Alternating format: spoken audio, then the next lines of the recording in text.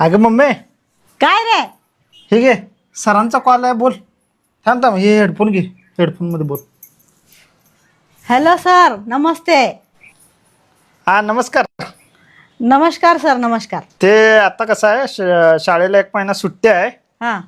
तर ते अतुल काय तर म्हणत होता पोरांसोबत फिरायला जायचं आहे. तर जाऊ दे त्याला फिरायला निवांत. कसा 1 महिना सुट्टी आहे काय करणार आता अभ्यास करून. बर बर बर, चालतंय चालतंय. फ्रॉड चल रहा है. काय बोलले मम्मी सर. अरे काय नाही, 1 महिना सुट्टी आहे होय तुला.